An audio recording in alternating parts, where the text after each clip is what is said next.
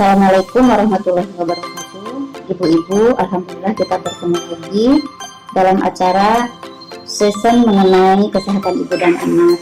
Di sini ada sedikit ilmu yang ingin saya sharingkan kepada ibu-ibu mengenai perawatan kewanitaan kita. Dari ibu-ibu, vagina kita gatel, vagina kita merasa banyak keputihan, bintik-bintik seperti jerawat. Nah, mungkin di sini ada beberapa tips yang akan saya sharingkan kepada ibu-ibu mengenai bagaimana cara perawatan vagina yang baik. Di antaranya, 1, kita harus selalu mengganti celana dalam kita minimal sehari itu 2 kali ya. Jadi jangan ditunggu lembab. Kemudian kita tidak menggunakan celana dalam yang super ketat ya. Kenapa? Karena itu akan menghambat pH asam yang ada di dalam vagina kita. Kemudian selain itu, bagi ibu-ibu yang suka menggunakan panty liner, yaitu pembalut harian ya, diusahakan menggunakannya jika kondisinya seharian itu kurang baik.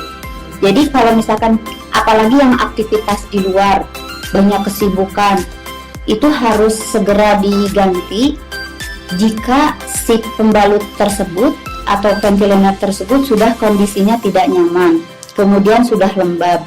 Apalagi ibu kalau misalkan sudah buang air kecil atau buang air besar, itu terkena percikan basah ya, dan itu harus cepat diganti. Kemudian kalau misalkan kita cebok ya ibu-ibu, kita suka menggunakan pewangi-pewangi atau misalkan pencuci vagina. Nah, ibu-ibu, kalau misalkan tidak ada indikasi, itu jangan digunakan. Karena apa? Karena itu akan melawan bakteri baik yang ada di vagina kita. Kemudian, kalau misalkan kita sedang menstruasi, si pembalut itu tidak boleh ditunggu sampai full, sampai penuh dengan darah. Karena di situ akan mengundang bakteri ke dalam vagina kita. Dan selain itu, kalau kita cebok, sebaiknya arah cebok kita itu dari depan ke belakang ya, bukan dari belakang ke depan. Kenapa?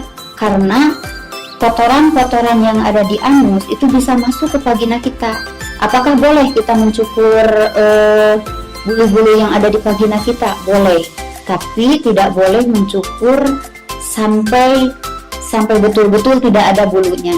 Nah, hal itu kurang baik untuk kesehatan vagina kita, dan itu adalah sebagai pertahanan sebetulnya ya, sebagai pertahanan untuk kesehatan vagina kita. Ibarat hutan ya Bu ya, kalau misalkan hutannya digundulin gitu ya, dihabiskan si pohon-pohonnya, apa yang terjadi hutan tersebut. Nah, tidak jauh dengan vagina kita juga, kita cukup sisakan sampai beberapa senti lah ya, jangan sampai digundulin banget gitu. Untuk merawat bagaimana biar bakteri bagus itu selalu berada di vagina kita atau di kewanitaan kita, kita dari sisi makanan pun juga harus diperhatikan.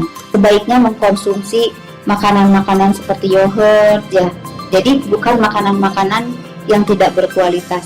Nah, jadi kalau minuman seperti yogurt itu bisa membantu terhadap kinerja bakteri bagus yang ada di dalam vagina kita. Mungkin itu saja Ibu tips dari kami. Mudah-mudahan bermanfaat. Barangkali kalau ada pertanyaan silahkan di WhatsApp grup ini.